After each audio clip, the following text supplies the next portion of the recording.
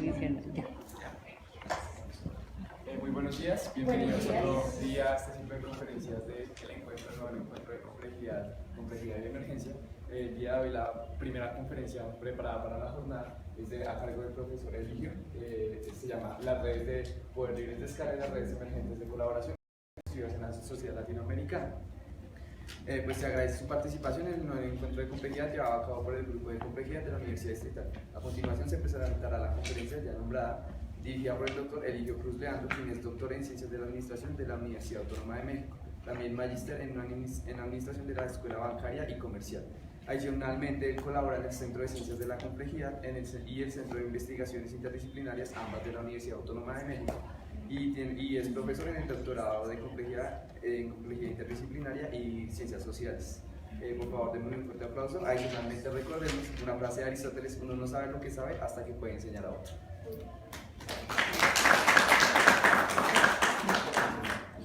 Pues muchas gracias, les agradezco la invitación a Daisy Alvarado,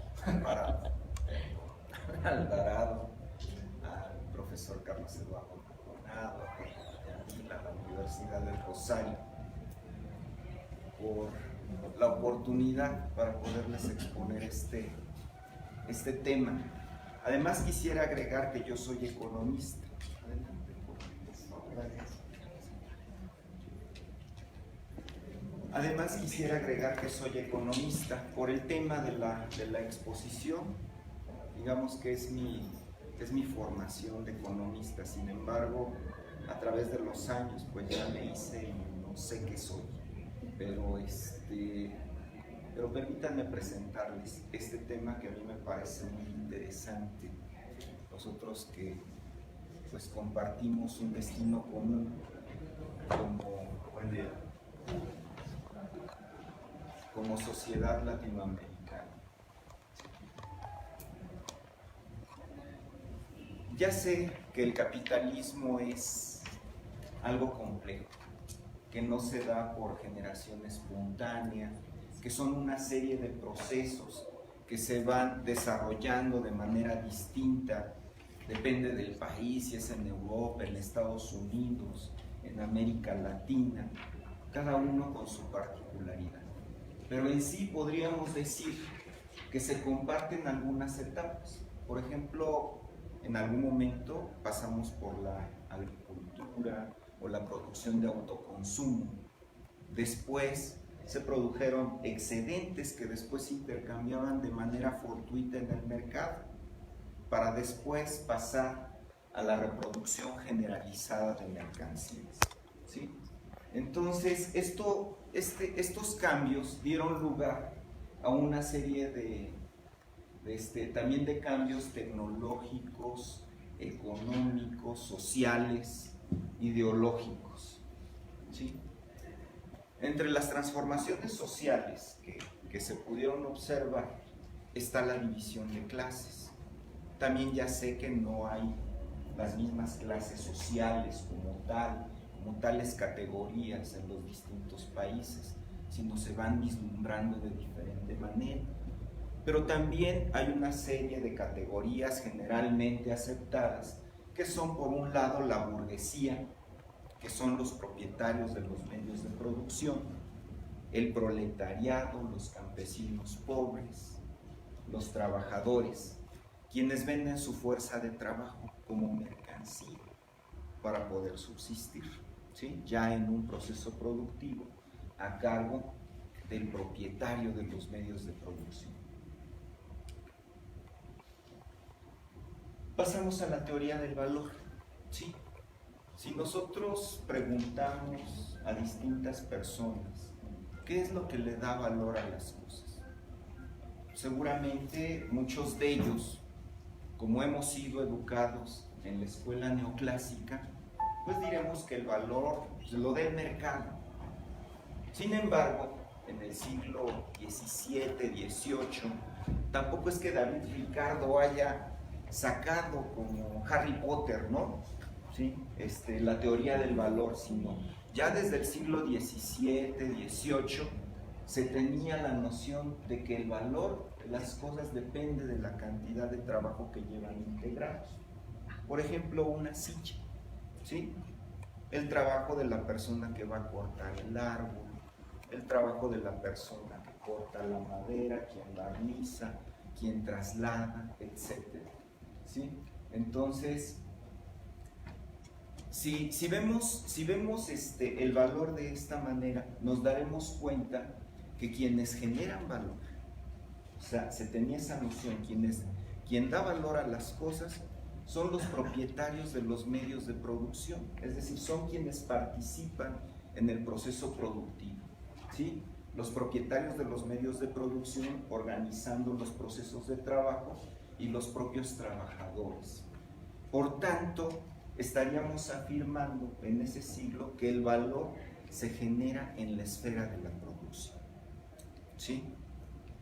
Esta concepción fue la piedra angular que permitió también tener una bandera ideológica de la burguesía para poder combatir el Estado que guardaba el Estado feudal, ¿sí? Entonces fue la piedra angular de las revoluciones burguesas. Y también en algún momento de la historia, ya con la burguesía en el poder, pues de pronto se consolidó el sistema, los trabajadores empezaron a reclamar cada vez más derechos. Oye, ¿recuerdas que yo participo en el proceso productivo? ¿Recuerdas que yo soy parte de la generación del valor? Entonces la burguesía tuvo que encontrar una manera de desvirtuar esta concepción del valor. Y entonces le dijo, no, espérame tantito, es que el valor no lo generas tú, ¿sí? Y entonces creó un lenguaje formalizado a través de las matemáticas, de las líneas y una serie de conceptos, que empezó por este concepto muy importante en la economía, dentro de la economía neoclásica, y se puede decir que son los fundamentos de esa teoría, que es el concepto de utilidad.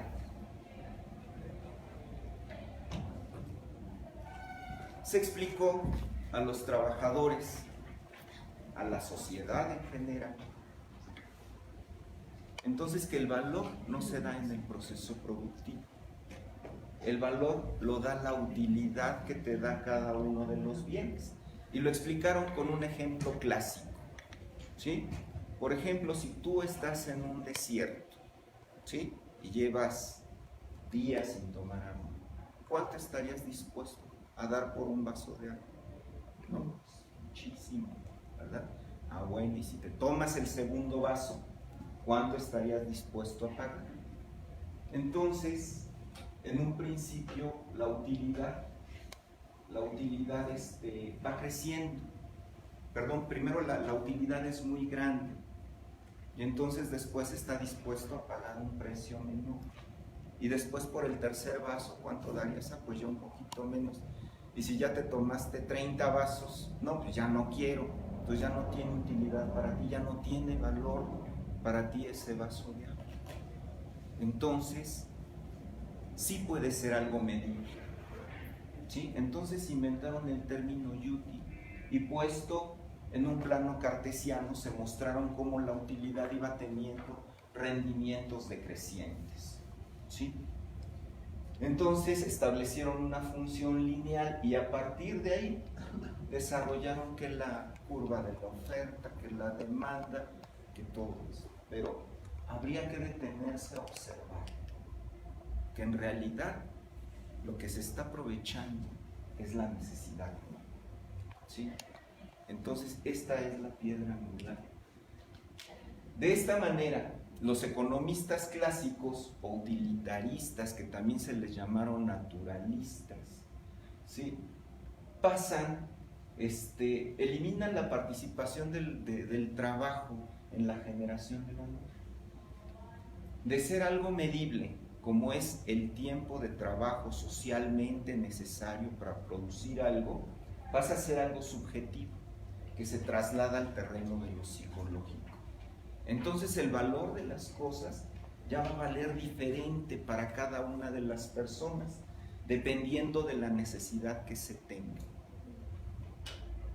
Y ahorita, y lo estaré citando, pongo el ejemplo de las gasolinas, ¿no? Entonces se deja a la libre fuerza del mercado, y entre más escasa es, hay más necesidad, y entonces el precio se empieza a incrementar.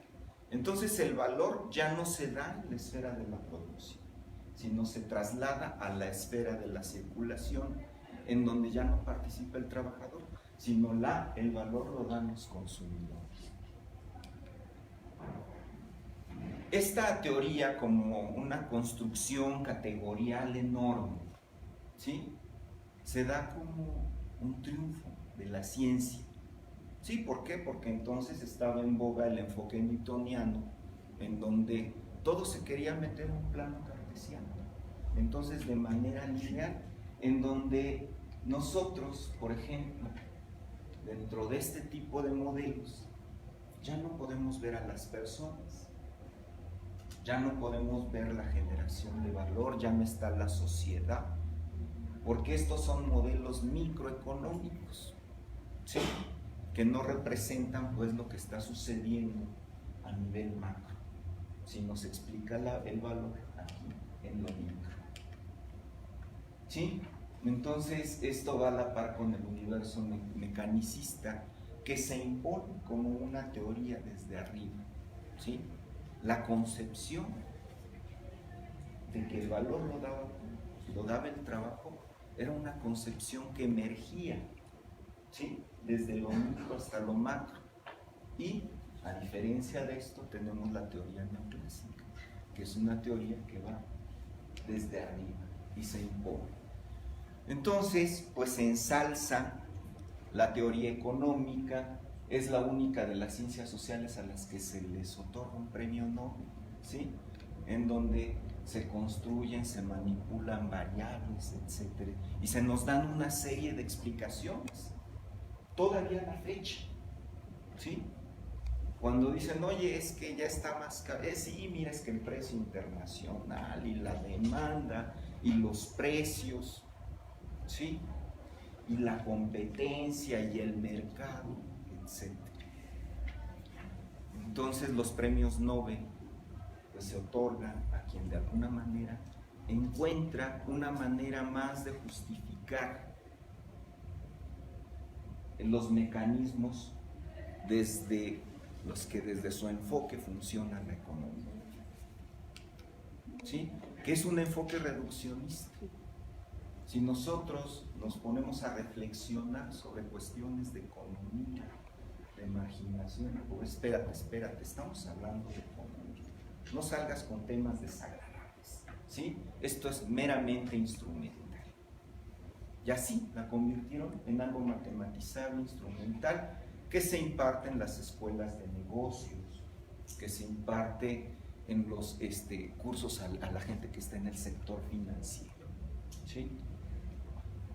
Entonces esto ha sido fundamental para la construcción e imposición de todo un sistema categorial, narrativa y lógica de libre mercado, que es con la que nos movemos todos e interactuamos diariamente, y nosotros mismos damos este tipo de explicaciones, es decir, se las compramos y las creemos.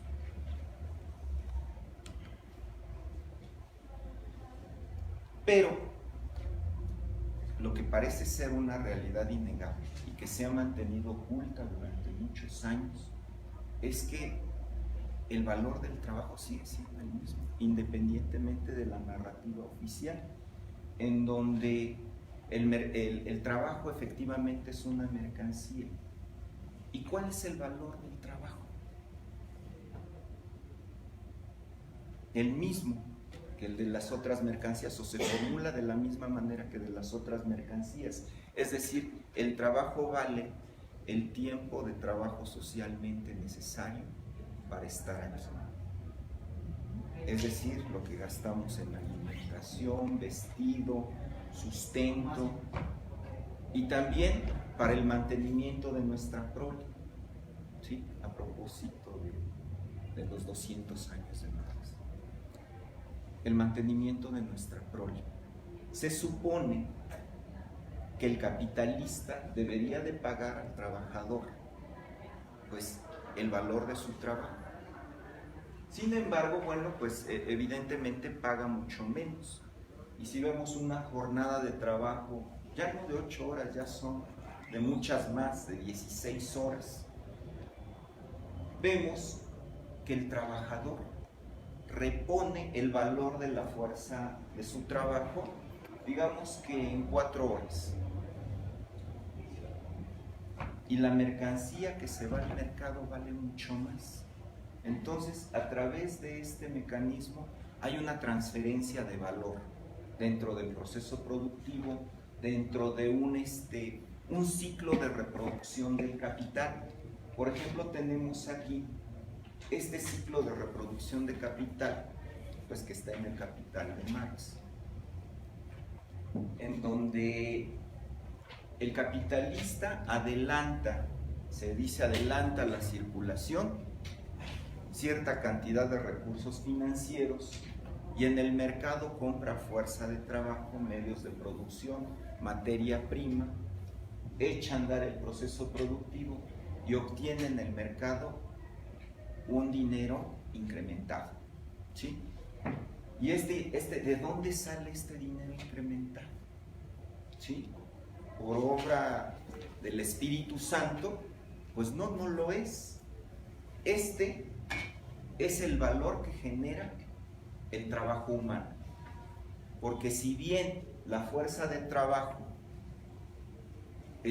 vale el tiempo de trabajo socialmente necesario, a diferencia de las demás mercancías, es la única mercancía que puede generar más valor de la que en sí mismo tiene, ¿sí? Entonces yo trabajo, agrego valor, pero hay un dinero incrementado. ¿Y quién enajena o se queda con ese valor? Se queda el capitalista. Y ya en el mercado obtiene un valor mayor. Entonces ese es el principio de los ciclos de reproducción de capital. Eso se da en las unidades productivas a nivel micro. Pero si vemos en el ámbito internacional, también hay una extracción de valor, ¿sí? Con la globalización, en la actualidad, el capital internacional también promueve la transferencia de valor. Y el valor visto como trabajo humano. Entonces, ¿qué es lo que se está extrayendo de las sociedades latinoamericanas, llamadas subdesarrolladas o periféricas? Se está extrayendo trabajo humano, vida. Por ejemplo, si yo produzco bananas, ¿no? O caña de azúcar,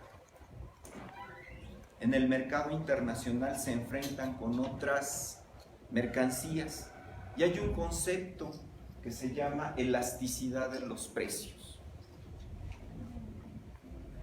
Este concepto, igual también neoclásico, también utilitarista, también se ve reflejado en el mercado internacional. Por ejemplo, imagínense ustedes que producen café y de pronto pues se inundan el café, les dicen que deben de ser productivos e inundan el mercado de café. ¿Y qué pasa con el precio? Cae el precio. Entonces, por el efecto, ¿sí?, de la marginalidad. Y te dicen, es que ya tu café vale menos, porque mira, pues hay mucho en el mercado.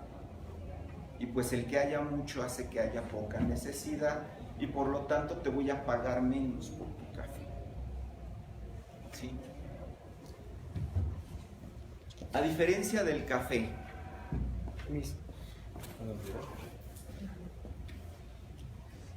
adelante, gracias. A diferencia del café, los capitalistas controlan sus procesos productivos y en un momento dado, no se sacan celulares que ya producidos en serie, ahí sí su valor baja. Sin embargo, ¿qué pasa con los celulares? De pronto tenemos que intercambiar 20 costales de café por un celular, ¿sí? ¿Qué pasa con la señal de la telefonía celular? Pues generalmente es monopólica y no hay elasticidad de los precios.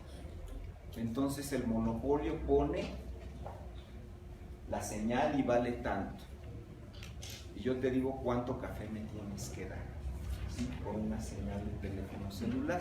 Entonces en el mercado internacional este tipo de intercambios son frecuentes y por lo tanto el fenómeno de desarrollo y subdesarrollo también no es algo que es obra del Espíritu Santo, sino de acuerdo a la teoría del sistema mundo, ¿sí? Mientras hay países periféricos, adelante, por favor.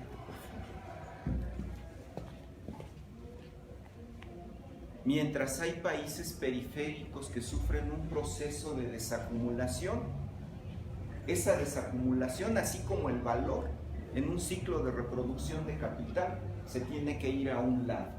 ¿Y a dónde se va? Se va a los países desarrollados. Pero no es el único mecanismo de desacumulación que hay para nuestros países. También se hace a través del capital financiero, con las altas tasas de interés que se cobran en el mercado internacional financiero. Y todo esto, pues disfrazado de una competencia, de un libre mercado, detrás del cual ya había mencionado, hay todo un marco categorial que lo justifica.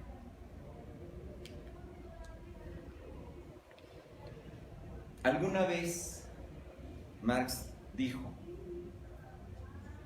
que el capitalismo iba a entrar en crisis cuando bajara la tasa de ganancia.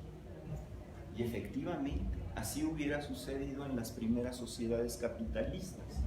Sin embargo, el capitalismo ha encontrado diferentes opciones para poder seguir vivo. Bajó efectivamente la tasa de ganancia. En Alemania se produjeron todos los refrigeradores que se podían producir, todas las televisiones, toda la maquinaria, saturaron sus mercados. Y de pronto ahora, ¿a quién le vendemos? Aquí hay una condición sine qua non, sin contrapartida, no hay otra, en el ciclo de reproducción del capital, que para que el capitalista pueda obtener este dinero incrementado, ¿sí? Se dice tiene que realizar la mercancía, la tiene que vender, y si no, pues no va a obtener el dinero incrementado. Entonces, cuando hay un problema de mercados, ¿sí?, no pueden realizar la mercancía y no pueden obtener el dinero incrementado, entonces se ven obligados, o más bien obligan a los países periféricos a abrir sus mercados, ¿sí? ¿Cómo los obligan a abrirlos? Pues a través del Fondo Monetario Internacional, a través del Banco Mundial, a través de la OCDE. Para ellos es vital abrir esos mercados para podernos vender lo que producen, ¿sí? Entonces, por una parte, hay aperturas, hay tratados de libre comercio, amplían sus mercados, pero también en este tránsito devastan las estructuras productivas de los países periféricos. Porque si yo que producía, empezaba a producir refrigeradores, de pronto vienen refrigeradores del extranjero más baratos, etcétera, y quiebran a las industrias locales. Esto trae unos efectos colaterales como el desempleo, el subempleo. En México ahorita ya el 70% de la población vive de la informalidad. Entonces, ¿por qué? Porque éramos fuertes en la industria zapatera, en la industria juguetera. Ahora llega Mattel, ya no se compran los juguetitos de madera. Y entonces, ¿qué hace la gente que producía estos juguetes de madera? Queda desempleada. Entonces, en los países periféricos, ahorita la mitad de la población, o más de la mitad de la población, está vendiendo baratijas a la otra mitad, ¿sí? Hay una deslocalización de los mercados, es decir, ya no nada más es el mercado de Alemania, el mercado de Francia, el mercado de los Estados Unidos, sino ya las mercancías para poder cumplir o para alargar los ciclos de vida de los productos. Tienen la necesidad de mandarlo a los países menos desarrollados y a los menos desarrollados, y de esta manera hay una deslocalización de mercados. Pero también se da una deslocalización de procesos productivos. Si ustedes se dan cuenta, ¿dónde se producen los autos? Bueno, pues las llantas se pueden producir en Brasil, los motores se producen en otro país, las puertas, las pinturas, etc. Y hay países en donde únicamente se ensambla. ¿Por qué? Pues porque se aprovechan de los costos o las ventajas comparativas de los países periféricos para poder fabricar los bienes a menor costo, ¿sí? Entonces nosotros, los mercados, los procesos de producción y los oligopolios a nivel mundial, pues extraen el valor de los países subdesarrollados a través de este mercado y procesos de producción internacionales, ¿sí? Y además decía, y en el mercado financiero, pues también con deudas impagables. Y el dinero también es otra mercancía. Entonces, yo quiero tener dólares y voy al mercado de dólares. Y si me dicen que hay escasez de dólares, pues ahora te va a costar el 10% más $1, ¿sí? Entonces, la utilidad marginal también se utiliza para vender los dólares porque es otra mercancía del mercado financiero, ¿sí?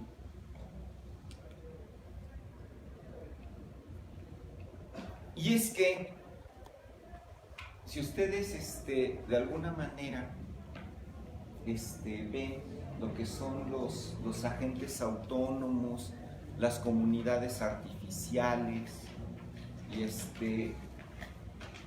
y lo que se programa en NetLogo, nos dicen, es que mira, para que funcione una sociedad artificial, tú le debes de dar ciertas reglitas a cada agente autónomo. Y tú le das una serie de reglas. Sí conocen el software NetLogo. Hay, por ejemplo, uno que se llama Sugarscape, se llama, en donde dice, por ejemplo, son hormiguitas y que cada uno tiene mucha azúcar y otro tiene menos azuquita, y entonces se van aglutinando en torno al que tiene más recursos, y eso es lo que los mueve en la economía, aunque se considera que es una herramienta importante de las ciencias de la complejidad, ¿sí? La modelación basada en agentes aún sigue siendo reduccionista, ¿sí? ¿Por qué? Porque les dan una serie de reglas que los limitan.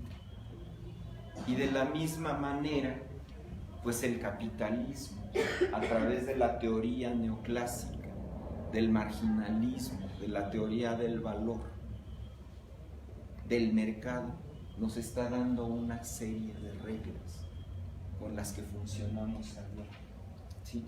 Hagan de cuenta que nos han simplificado y nos han reducido a ser agentes autónomos como del Sugarscape, ¿sí?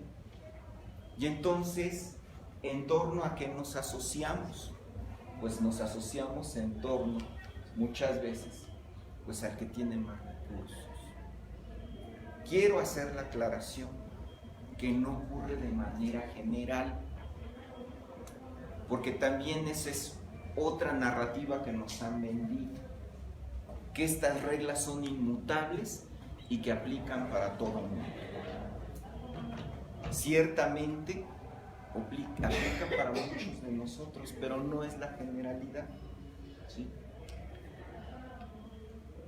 También estas reglas aplican, decía, para la formación de redes. Cuando nosotros nos preguntamos qué nos relaciona, ¿sí? ¿Por qué se relacionan ciertas personas? ¿Qué intercambian? ¿Cómo lo intercambian? ¿Por qué lo intercambian? Observamos, si todo fuera que si todos actuáramos y yendo detrás de la utilidad, pues en la sociedad únicamente habrían redes libres de escala y las agrupaciones sociales serían de este tipo. Sin embargo, pues vemos que hay también redes distribuidas, hay redes mixtas, hay redes de pequeño mundo, lo cual quiere decir que no nada más son estas reglas las que privan en la sociedad, sino hay también otras reglas. Si vemos la red de comercio mundial, esta es una red que está en el libro de Solé, ¿sí? Que se llama Redes. Y entonces esta es una red del año 2000, ¿sí? Que él cartografió del comercio internacional, donde vemos que mucha gente se aglutina en torno, o muchos países o empresas se aglutinan en torno a Estados Unidos, a China, Rusia, Inglaterra, etc. Y de esta manera se van asociando, ¿sí? Y aquí podemos observar cómo el capitalismo global y el poder de mercado son las que están más enlazadas, ¿sí? Aquí vemos Estados Unidos, Rusia, China, Brasil, Argentina, como cada uno hace las veces de un nodo atractor, ¿sí? Es en el comercio internacional. Y en el comercio internacional, ¿qué leyes privan? Las del marginalismo. De tal manera que en nuestros países también pues hay redes interoligopólicas que nos atrapan. Por ejemplo, este cartel, ¿sí? Este cartel hay 5 empresas argentinas, 10 multinacionales que manejan el mercado argentino, ¿sí? Y si vemos aquí cuáles son esas empresas u oligopolios internacionales que manejan el mercado argentino, no creo que Colombia sea la excepción, tampoco México y tampoco Brasil. Pues son Nestlé, Nestlé, P&G, Kraft, etcétera, el mercado de alimentos, ¿sí? Y el capitalismo como sistema complejo no solo tiene las redes interoligopólicas, sino hay redes políticas de los países, de empresarios, de militares, redes financieras, etc. Y todas son de este tipo, que tienen la característica de ser redes libres de escala. Que si bien son redes muy fuertes, también, de acuerdo a la teoría de redes, son redes muy vulnerables, porque si le pegan al nodo principal, la red se cae, ¿sí? Entonces,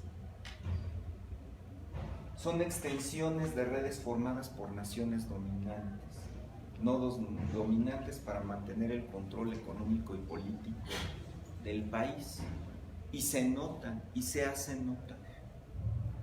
Por ejemplo, en México, ahorita hay un proceso de elecciones, ¿sí? En donde se justifica, por ejemplo, el programa económico del exsecretario de Hacienda, que ahorita está compitiendo. ¿Por qué? Porque el secretario de Hacienda, porque es el que tenía relaciones con el Fondo Monetario Internacional, que tenía relaciones con el Banco Mundial, que establecía toda la red de impuestos y de transferencias a los estados, a las empresas, etc. ¿Sí? Entonces este sería de alguna manera un candidato que garantizaría la continuidad del sistema. Sin embargo, no toda la gente lo ve así y está muy abajo en las preferencias. Entonces quienes dirigen este sistema están muy preocupados porque hay muchas posibilidades que gane una opción distinta, ¿sí? Entonces, ¿qué es lo que están haciendo? Están interviniendo empresarios, ¿sí? Transnacionales en las elecciones internas. Entonces, se quiere mantener el control geopolítico de los países. Y es un control que les decía, no nada más se da a través de redes políticas y militares, sino también a través de los medios de comunicación, de la cultura, del deporte, etc. Es decir, son redes multidimensionales, La geopolítica es multidimensional. Todas estas redes configuran una topología que le llaman a las redes libres de escala con el efecto Mateo. ¿Saben ustedes cuál es el efecto Mateo? Que el rico es más rico. ¿Sí? Aquí tenemos otra red. Las 14 compañías que controlan el mercado de automóviles. ¿Sí? Y que están pues en todo el mundo. ¿Sí? Aquí vemos General Motors. Por el tamaño del círculo vemos su peso en el mercado. Y entonces también son redes que se configuran de manera libre de escala. ¿Sí? Donde el principal interés que las une de manera preferencial es el beneficio económico y el mantener las reglas que los sostienen. Y aquí vamos entrando algunas preguntas de investigación que no nos sabemos formular como países latinoamericanos y que tienen que ver con el pensamiento complejo. Este pensamiento pues tuvo origen en Europa, Estados Unidos, ¿sí? Entonces es un sistema que se maneja con una teoría económica que nos es ajena a nuestra realidad y es ajena a nuestro contexto. Entonces el pensamiento complejo ya empieza a ver por qué son las cosas así, a quién le benefician. Pero las preguntas más, ¿por qué pensamos así? Pero las preguntas más importantes es si hay una manera distinta de cómo organizar el mundo. ¿Sí? Ya sé que esto suena utópico, ya sé que suena de muy largo plazo, pero tenemos esa obligación de empezar a pensar las formas alternativas que tenemos para vivir un vivir mejor. Por fortuna, las redes sociales no nada más se configuran como una red de libre de escala, sino dice todo poder, hay una dialéctica, genera una cuota de contrapoder, ¿sí? De resistencia. En los alrededores hay un libro que yo les recomiendo, no sé si esté aquí en México, es muy escaso, que se llama Larissa Lombitz. Y el libro se llama ¿Cómo sobreviven los marginados? E hizo un estudio de campo y se metió a las áreas pobres pues de la Ciudad de México, en especial una que se llama la Cerrada de Cóndor. Y empezó a registrar la manera cotidiana en cómo la gente sobrevive. Porque ayer un conferencista decía cómo es que hay vida donde no lo debería de haber, cómo funciona una escuela que no debería de funcionar, cómo funciona un hospital también que no debería de funcionar. Muchos hospitales en México. Ustedes tienen un enfermo y de pronto en el hospital no tienen recursos y le dicen, oiga, tiene usted que traer gases, medicinas, y le dan una lista de todo lo que deben de llevar. Y la gente se autoorganiza para ayudar a la persona que tiene a ese enfermo, ¿sí? No con el que tiene más dinero, sino entre ellos colaboran y conforman una red distribuida. En las escuelas pasa lo mismo, si hay necesidades, oye, pues vamos a hacer una junta de padres de familia, oye, vamos a hacer el aseo, vamos a hacer limpieza, vamos a organizar un festival. Y si se dan cuenta, la sociedad se está organizando en torno a un bien común. ¿Cómo es esto? Pues si es una sociedad capitalista, ahí no priva la utilidad marginal, ¿sí? Entonces se relacionan de otra manera, desde abajo. Hay otra cultura que está emergiendo, y también lo dijo otro expositor, ¿verdad? Donde hay formas de organizarse abajo, hay políticas que se imponen desde arriba, y en medio se da la complejidad, cuando se encuentra una alternativa o una solución de los problemas. Quiere decir que la solución, incluso no, ya se dijo desde hace miles de años, el propio Buda, ¿sí? Cuando se quiso quedar sin comer alimento durante muchos días y no aguantó, y dijo, no, pues yo me voy por unos tacos.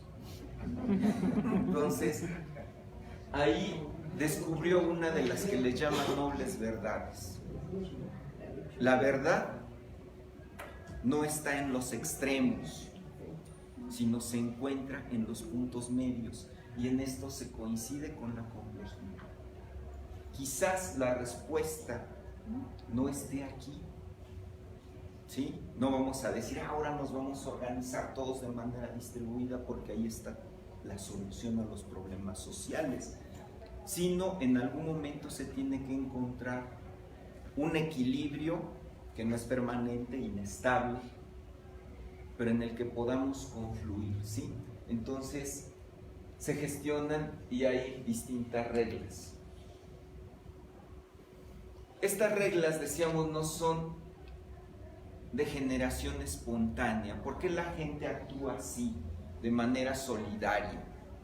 Por ejemplo, en México, en el sismo, donde la gente se vuelca a ayudar a todos y todos nos transformamos de pronto. ¿Por qué la gente actúa así? Porque también son producto de la historia. Así como yo les empecé a explicar cómo había raíces de la teoría marginalista, también esto son productos de la historia.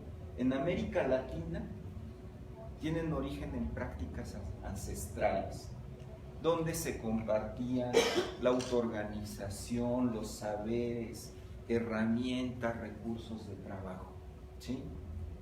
Y estas redes, a diferencia de las de libre escala, son más robustas. En las de libre escala le pegan ustedes al nodo central y se cae todo.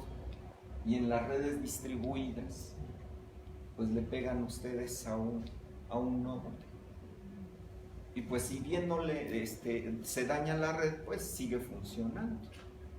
Y así son las redes comunitarias. Si alguien se sale de la red, pues no importa, se salió, se murió, lo que pasa, y la comunidad sigue funcionando. Estos son tejidos que representan la forma prehispánicos en la que se organiza la gente, ¿no? Son usos y costumbres de los pueblos, y ahorita se los muestro. Por ejemplo, en Oaxaca, en México, hay una forma de trabajo que se llama tequio, ¿sí? Porque el capitalismo avanza y trata de vendernos la narrativa y nosotros se la compramos, pero hay comunidades que resisten. Este tequio, hoy por hoy, existe y es muy generalizado en ese estado de Oaxaca. El tequio es una faena, trabajo comunitario o de ayuda mutua que se da a la gente. Si tú vas a construir tu casa, vamos 10 personas, 15 personas, terminamos pronto, y cuando mi hijo construya su casa, bueno, pues tú me vas a ayudar. Entonces se va a hacer tequio, se construyen carreteras, se hace la siembra con el tequio, ¿sí? En México esto era tan generalizado que incluso había un principio constitucional en el artículo 27 con el ejido. No sé si aquí hayan tenido ejidos, pero los ejidos era una propiedad comunal, que incluso en algún momento la élite neoliberal dijo que bueno, pues que el ejido era un obstáculo para que progresaran las comunidades, y cambió ese artículo. No se podía vender, era de la comunidad. empobrecieron a las comunidades y las comunidades se vieron obligadas a venderlos y cambiaron la constitución y se echó para abajo. Entonces ya ahorita todo es vendible, toda la tierra, pero eran terrenos ejidales que se dieron por una reforma agraria de Lázaro Cárdenas en los años 30. Ya no existe el ejido, pero la gente sigue trabajando así. Entonces también tenemos la minga, que es un trabajo colectivo, que ustedes lo deben de tener, Colombia, Perú, Bolivia. Tiene carácter recíproco, se promueve el liderazgo, etcétera, etcétera. Quiero decirles, es que entonces todos somos almas de Dios, ¿verdad? No, porque también hay cierta lucha, incluso a nivel personal, ¿no? A veces si ayudamos o no, porque es que las reglas no son así. Y entonces se da no solo una lucha social, sino también una lucha individual. Tenemos también en la Sierra Tarahumara otro caso que es el Corima, ¿sí? Que significa compartir. Es un acto de solidaridad con quienes por una sequía, por un accidente, el pueblo se une y le ayuda a esta persona para que pueda también solucionar su problema. También tenemos el trueque, ustedes seguramente también lo podrán tener. Todavía en México hay tianguis de trueque. ¿Qué es lo que caracteriza? Aquí no es el valor de la utilidad. Si ustedes van a hacer trueque, ¿qué es lo que quieren? Pues piden algo equivalente. Entonces ahí están intercambiando tiempos de trabajo socialmente necesarios. Si a mí me costó 10 horas de trabajo hacer esto, pues me tienes que dar algo equivalente. Entonces, si eso funciona, pues hacemos el trueque, si no. Entonces, este es un tianguis moderno de trueque. Y así hay en muchos pueblos, donde de pronto los sábados, los domingos, se hacen enormes mercados de trueque. Y aquí está, les había adelantado lo de Larisa Lómez. Y entonces, ella lo que dice que entre más se formalice un sistema, si no cumple con las necesidades de la sociedad, pues necesariamente la sociedad tiene que sobrevivir, tiene que seguir viviendo. ¿Cómo sobreviven? Me había quedado en esto. ¿Cómo sobreviven los marginados? Pues por estas raíces ancestrales que tienen, ¿sí? Se dio cuenta esta autora que iba a una vecindad donde de pronto alguien se enfermaba, le ayudaban, que el compadre, que la comadre, que se hacían tandas. Aquí hacen tandas. ¿Qué son tandas? Las tandas son que todos, por ejemplo, damos 1,000 pesos a la semana. ¿Una vaca? Sí. No, vaca. Y de pronto a ti te toca el número 1, te toca la primera tanda. Una pirámide. Y entonces, y al número 2 le toca después, y al número 3. Ese es su sistema financiero. Una cadena. Sí, ahí no acuden al banco, ni de chiste, porque no les prestan. Les piden unas escrituras de una propiedad, etcétera. No, ahí es a la confianza. ¿Qué pasa con el que no paga la tanda? Pues comete fraude y no lo vuelven a invitar y lo excluyen de la comunidad. Y el que no ayuda en un momento determinado, pues tampoco lo van a ayudar. Entonces, este tipo de reglas también excluyen, pero excluyen a quien no colabora. Entonces, se dan esos mecanismos. Se dan mecanismos fuera del mercado, donde dice Larisa Lómez que son como cangrejos, que de pronto van recogiendo PET, que recogen cartón, etcétera, etcétera, y que no están reconocidos o no se encuentran dentro de la estructura productiva del país, sino viven afuera. fuera. Esto yo lo pude comprobar.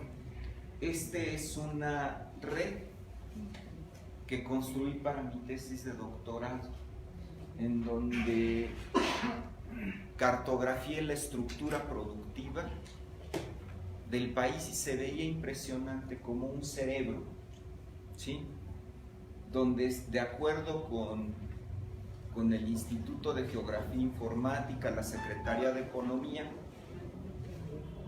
había 400 y tantas empresas encadenadas, que son la estructura productiva formal, y se daba este tipo de estructura. Este es un software buenísimo para hacer redes, que se llama Walrus, porque es tridimensional, les muestra uno como cerebro y uno se puede meter a un nodo y ver quiénes están, qué empresas están conectadas con ese nodo. Se ven, por ejemplo, las plantas automotrices, a quién le compran, quiénes son sus proveedores, dónde hay cadenas productivas rotas, etc. Entonces, se puede ver esta estructura productiva formal. Pero de pronto dicen, bueno, son 400 y tantas mil empresas que están conectadas, pero hay más de 5 millones de personas que no están conectadas a la estructura productiva. ¿Y cómo viven estas personas? Pues son gente que lustra zapatos, que vende tamales, que vende tacos, que vende y que vive dentro de la economía formal. Y ya cartografiado, esta es la estructura productiva formal, y alrededor estos como anillos de Saturno es gente que vive fuera del sistema y que vive con otras reglas. Y por lo tanto, pues la globalización no es tan global como nos lo han hecho creer. Entonces, ¿qué reglas aplican? Pues para la mayoría de la población aplican reglas colaborativas, ¿sí? Son estos vendedores ambulantes, albañiles, meseros, boleros, empleadas domésticas, choferes, tamaleros, que si bien tiene ese lado positivo, que están organizados de manera distribuida, también hay un peligro serio y que se avecina. Y como yo veo que hay cierta, ¿cómo le llaman?, autosimilaridad en las comunidades latinoamericanas, esto no nada más debe de estar ocurriendo en México, sino en Brasil, en Chile, en Colombia, en Guatemala. Esta gente que vive en la periferia es gente sin jubilación, sin servicios médicos. En algún momento va a tener 80 años.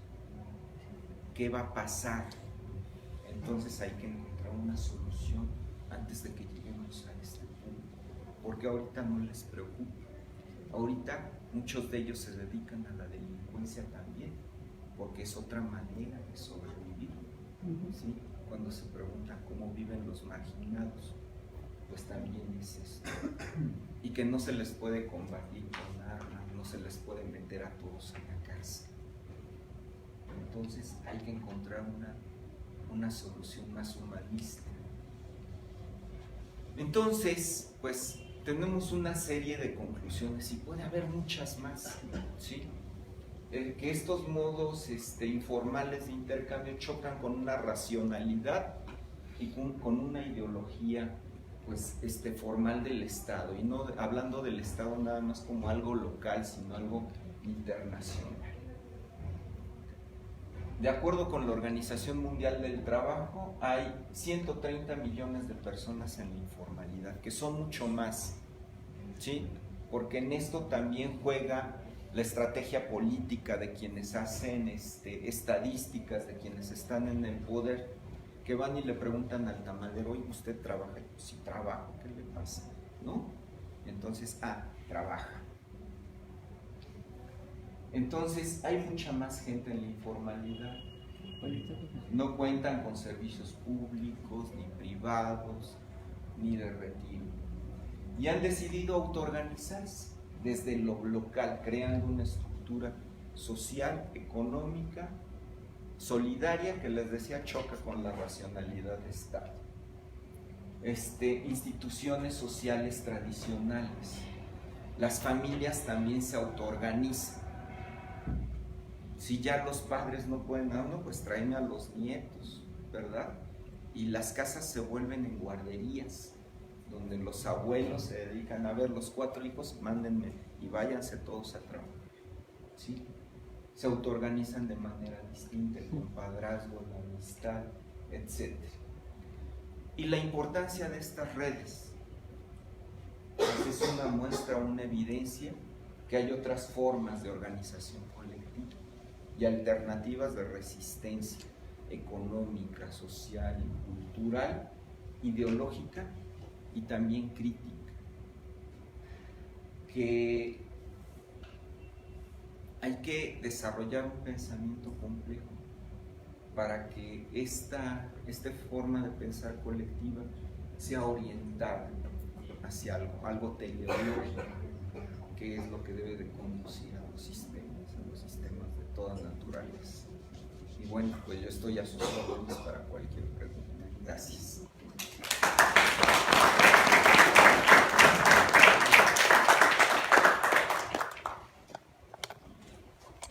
Bueno, para esta sesión que sigue, abrimos la ronda de preguntas. ¿A quién desea hacerle preguntas al profesor? Primero. Antes, podemos dedicar más tiempo a las preguntas. Estoy mejor respondiendo que exponiendo. Sí. Bueno, entonces, primero, segundo, ¿alguien más? Tercero, cuarto, listo. Y quinta, listo. Primero, por favor. Sí, muchas gracias. Muy interesante. En los ejemplos que usted, o por lo menos en los casos que usted menciona, es interesante porque efectivamente son prácticas que llevan siglos. Y una de las cosas que sería interesante ver es la confianza.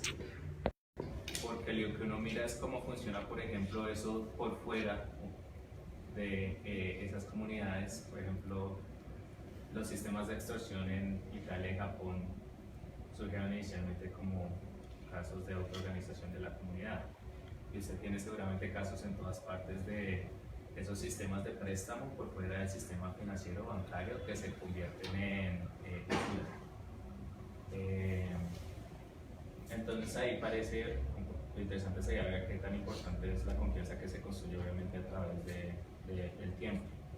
Y la otra pregunta interesante también es, ¿cómo considera usted, por ejemplo, que esas lógicas que están por fuera eventualmente se insertan dentro del sistema?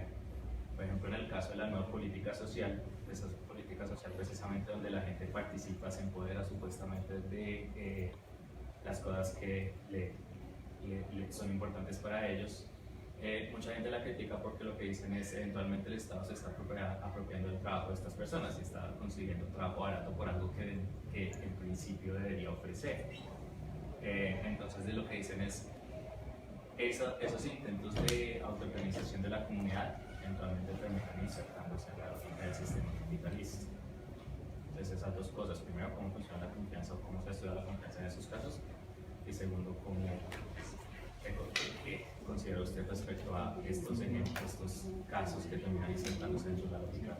Bueno, a ver, déjame si comprendí bien. Si hay algo que no quede claro, pues igual podemos seguir abundando. Tú hablas de los sistemas de autofinanciamiento, de financiamiento colectivo que de pronto se convierten en una mala práctica y de que se convierte en algo así como delincuencia. Sí, lo que pasa es que, por ejemplo, si usted mira la mafia italiana, ahora ya todos los sistemas de extorsión, la mayoría de los sistemas de extorsión surgen así. Entonces, dentro de la comunidad se autoorganizan, eventualmente las personas que están en posición de poder dentro de esa comunidad lo que hacen es generar un negocio a partir de eso. Sí. Por ejemplo, en el caso financiero, el negocio está precisamente relacionado con los intereses. Pero luego los sistemas de extorsión son bastante variados, en términos, por ejemplo, de cuáles productos proveen, qué características de esos productos. Pero el punto es ese: eventualmente, a diferencia de los ejemplos que usted muestra, muestra de estas comunidades tradicionales. Acá eventualmente lo que sí pasó fue a esa lógica. Sí, eso lo entiendo perfectamente. En algún momento de mi compleja trayectoria trabajé en seguridad. Entonces, sí, en seguridad. Entonces, hay como que un reloj, hay un patrón de comportamiento de la gente que comete delitos. Y uno de los más importantes es que la gente se va a donde hay dinero. ¿Sí? Entonces, si ustedes se dan cuenta, por ejemplo, pues primero puede ocurrir un robo en un banco, en una calle por donde circula la gente, los días de quincena, etcétera. ¿Sí? Entonces la gente que comete delitos más o menos graves, pues se va donde hay recursos, no los comete generalmente en su propia comunidad. Sí puede haber caciques, ¿sí? Y que se aprovechan de su posición, pero es precisamente porque los sistemas no son completamente puros. Si yo dijera, bueno, es que en tal comunidad, mira, todos son almas de Dios, posiblemente no, siempre hay un prietito en el arroz, que de pronto puede ser el cacique o puede ser un joven mal orientado, que de pronto, pero bajo estas reglas de pronto queda fuera de la comunidad, ¿sí? Queda fuera de la comunidad, a menos que la propia comunidad viva de eso. Por ejemplo, ponemos el caso del cultivo de narcóticos, ¿no? En el estado de Guerrero. Y de pronto, pues se dicen, bueno, ¿y quién siembra? Pues es toda la comunidad, porque de eso vive, ¿sí? Y también hasta eso existen reglas que los asocian, porque hay unos que les llaman halcones y se están avisando unos a otros, si va gente del ejército, si va gente de la policía, y entonces es toda la comunidad.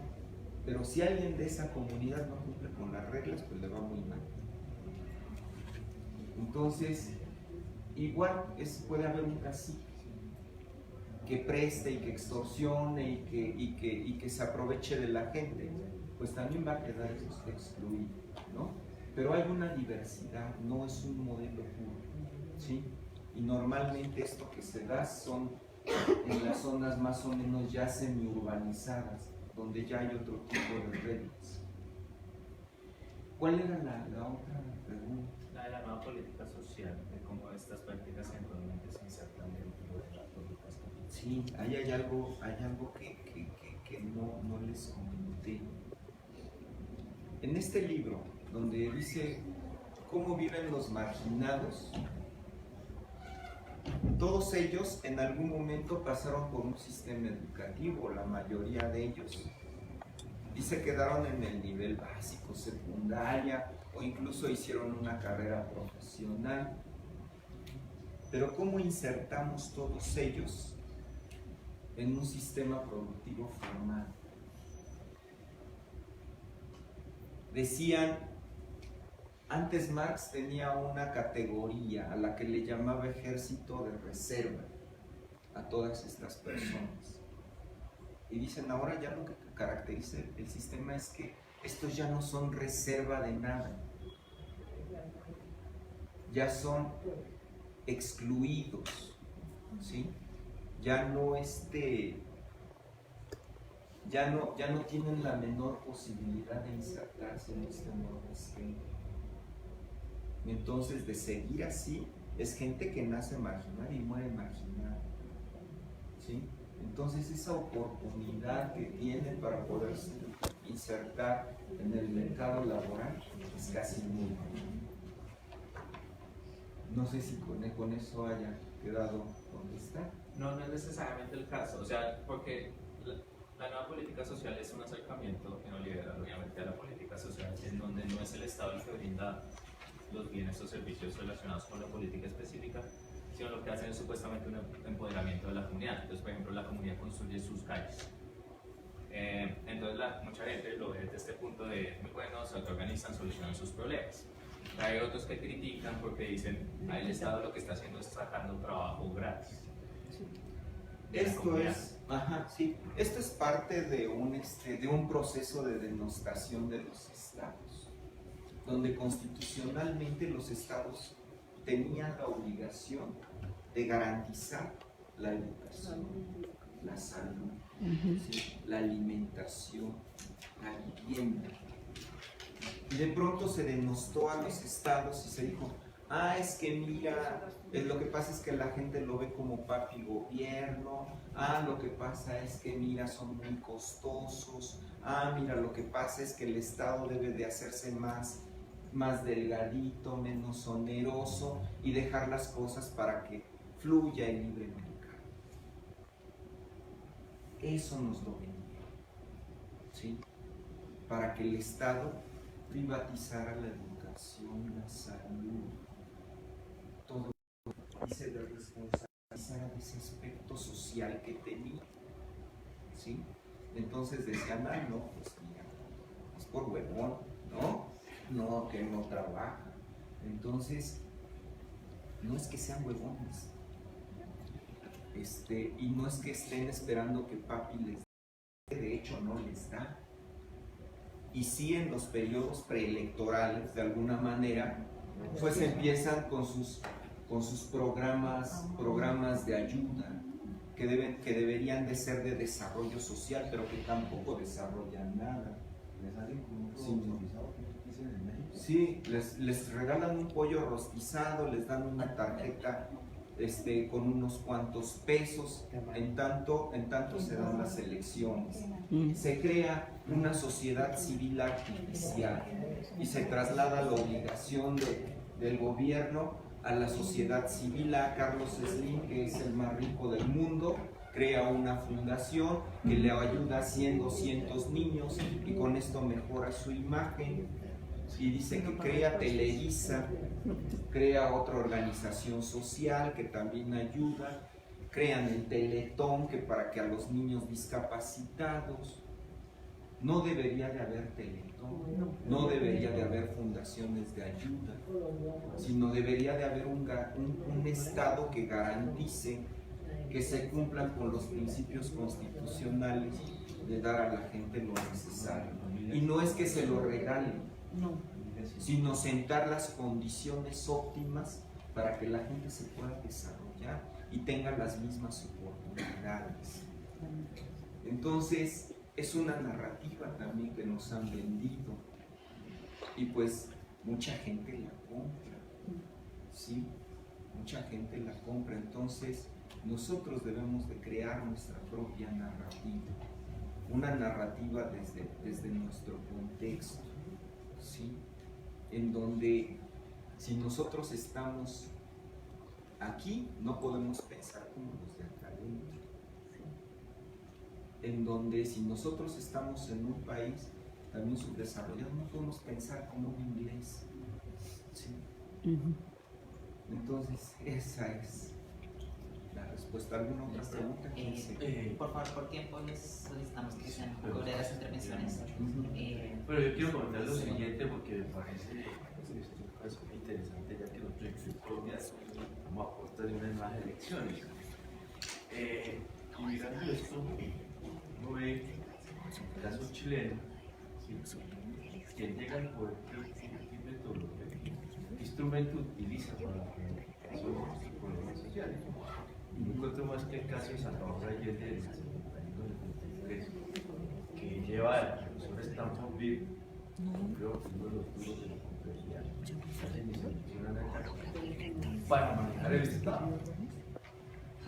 No hay otra experiencia en el mundo de que un presidente haya llevado por lo menos a un científico de la complejidad a poder hacer lo que era un Estado cibernético. Todo eso se encargó en Chile, prácticamente. Después impuso el modelo neoliberal. Y estas personas a veces acaba de suceder con los candidatos a la presidencia de Colombia, caso de la salud, que le preguntan a uno de los más solucionados el tema de los hospitales de Bogotá no tienen ni idea de cuánto existe. Aquí tengo. Perdón, muy Pregunta. estoy hablando. Y es un tema de análisis de la complejidad de la salud pública en la ciudad. Muy posiblemente no tenían ni idea de qué estaban preguntando. Entonces, ¿cómo lograr, digamos, a llevar esto a ustedes también están ya cerca de una elección? ¿Sí? De alguna forma introducirlo dentro de esa alta dirección del Estado. Porque no solamente que hay esto a nivel académico, eso es lo que más me preocupa. Nosotros llevamos 9 eventos de la complejidad aquí y no veo que eso trascienda a una organización, manejo de la salud, de la nutrición, cualquier cosa de eso. Yo contesto. Primero, respecto a los 9 eventos de complejidad, yo estuve en el tercero y muchas veces decía subestimamos los resultados de nuestro propio trabajo. Pero yo trabajo en diferentes grupos de complejidad en diferentes países y entonces he visto cómo han tenido una evolución cualitativa y cuantitativa y que son muchos los avances. En cuanto a las propuestas en específico, también para ganar unas elecciones ni izquierda ni derecha podemos dejarnos llevar por una grilla barata, sino tiene que haber propuestas concretas, propuestas factibles, programas sociales, detrás del cual haya toda una planeación y haya rutas críticas para la implementación, que haya los recursos, etcétera, que una propuestas sólidas y no nada más para ganar las elecciones. Entonces mucha de la política pública se hace sobre las rodillas, se hace de manera fragmentada, se hace de manera discontinua. Entonces, para que una política pública pueda ser exitosa, debe de haber interdisciplina, debe de haber interinstitucionalidad. Hablando de seguridad, por ejemplo, había un foco rojo en la Ciudad de México, en donde le dicen, oye, tú policía, ¿por qué no vas y solucionas el problema de seguridad que hay en Plaza Garibaldi? Los policías fueron los que dijeron, oiga, jefe, es que es algo complejo. ¿Por qué? Porque hay niños de la calle. Yo no me los puedo llevar a la cárcel. ¿Sí? Estos son responsabilidad del DIF, de quien atiende a niños. Oiga, es que hay prostitución y eso no es un delito. Oiga, es que los árboles no están podados, es una cuestión de obras. Oiga, es que hay migrantes y ser migrante no es un delito tampoco.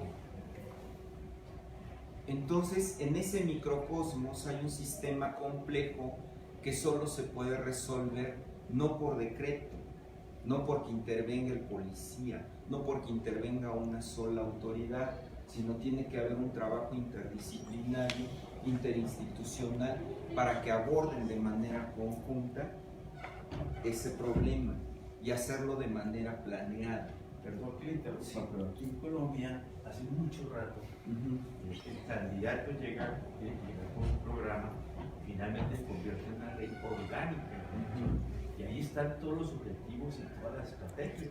Lo mismo en el caso de Bogotá, es decir, en el tema de planificación de políticas públicas, yo diría que en Colombia está sobrado. Es cómo se desarrollan y se implementan. Ese es el problema. También la implementación debe de ser interdisciplinaria, debe de ser vigilada, debe de haber seguimiento, control, evaluación de los resultados, ¿sí? Y muchas veces únicamente se implementa y se deja el programa a la deriva.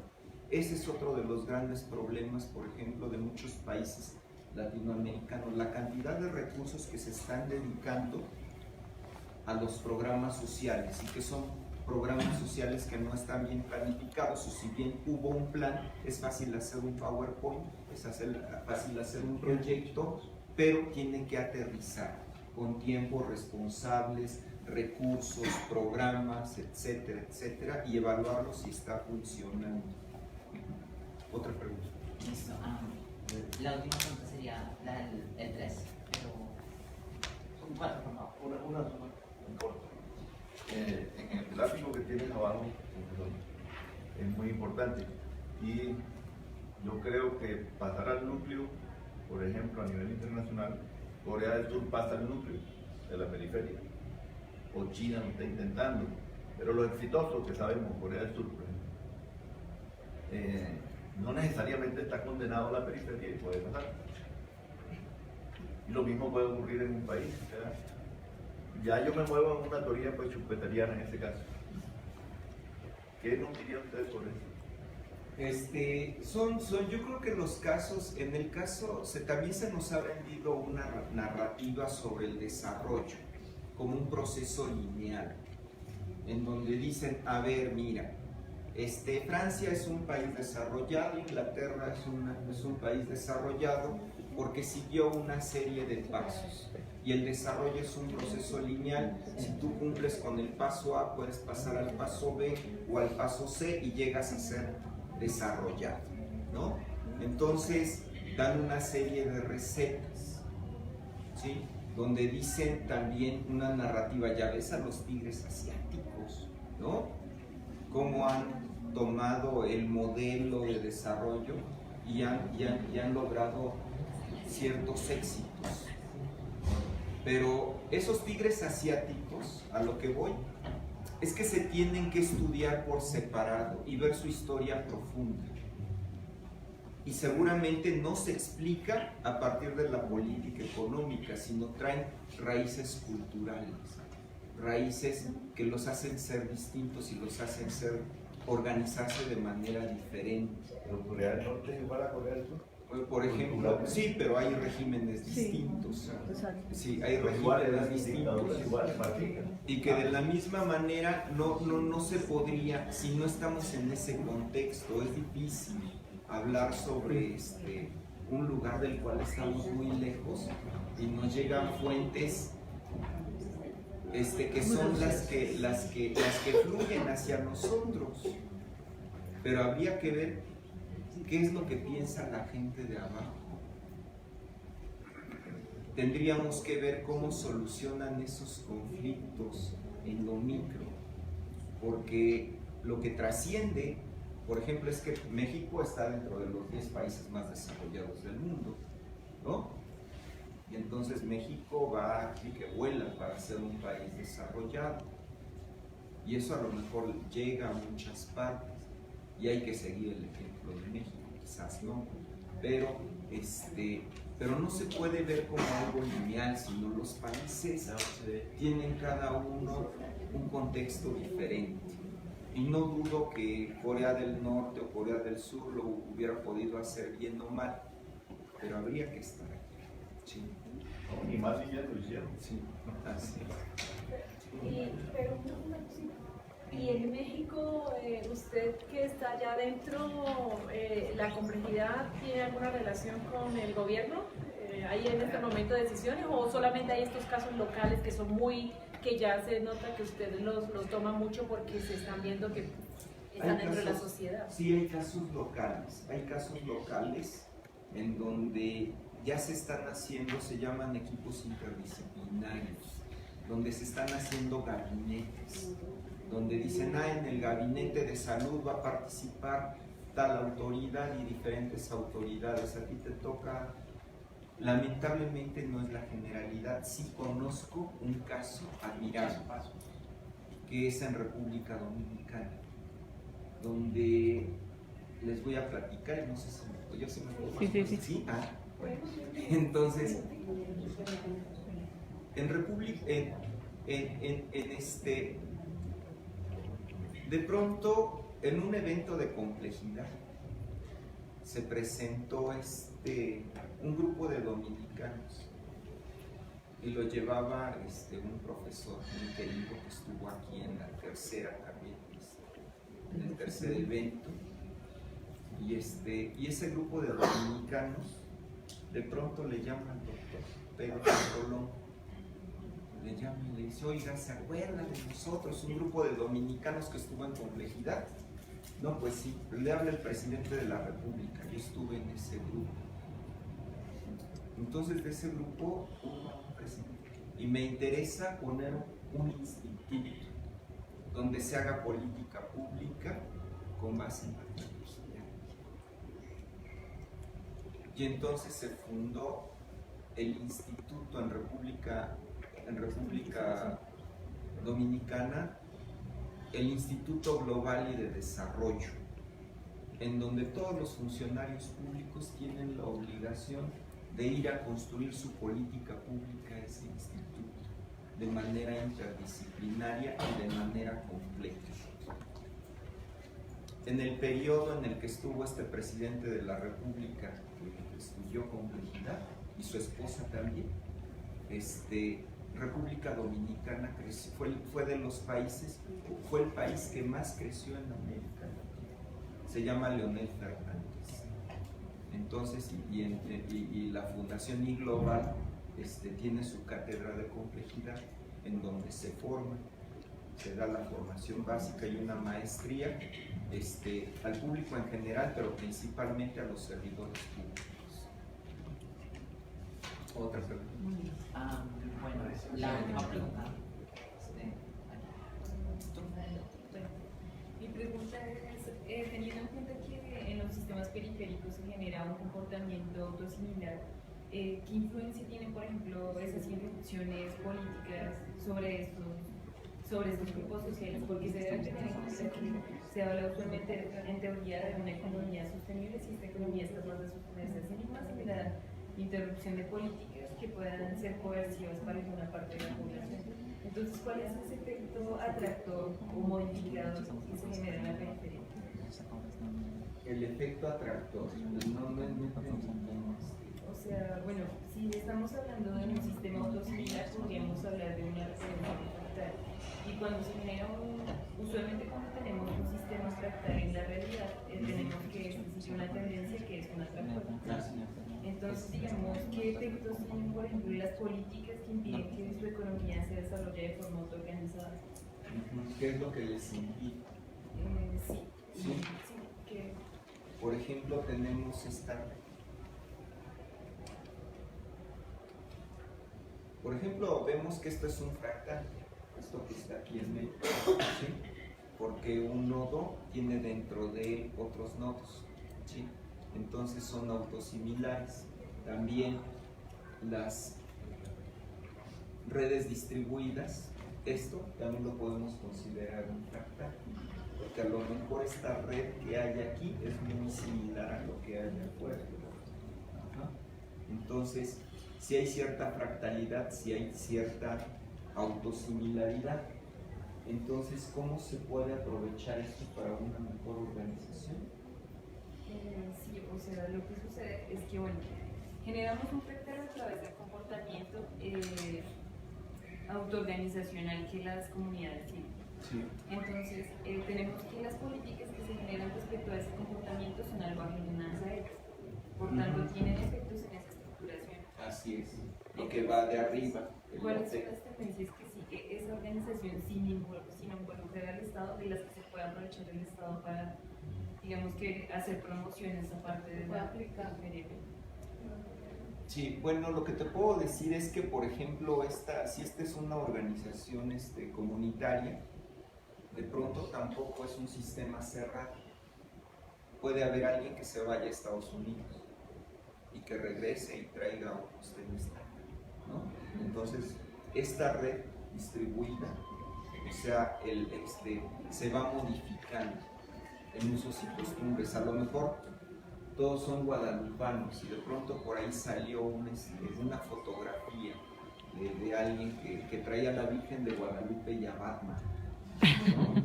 Entonces se da este tipo de mezcla compleja, en donde quizás sea la situación en la que estamos, ya pues la cultura transnacional ya nos ha invadido y de alguna manera ya no somos lo que éramos, pero a lo que vamos es que tenemos ciertas raíces que no nos hacen ser como los demás. Por ejemplo, siendo latinoamericanos, si ustedes van a la casa, oye, mi casa es tu casa, pásale, ¿qué te comes? Siéntate en familia. Es una forma de organizarse y que no se ha podido romper por esta irrupción del sistema. Perdura el sistema de la familia, pásale compadre cuando quieras, mira qué te ofrezco, qué necesitas, etc. Eso perdura, sí se va modificando porque no es completamente cerrado, pero esto puede ser, les decía, una alternativa. No todo es la utilidad marginal, no todo debería ser el obtener el provecho de los demás, no todo debería de ser individualismo, no todo debería de ser también podría ser beneficio colectivo. Sí. Muchísimas gracias.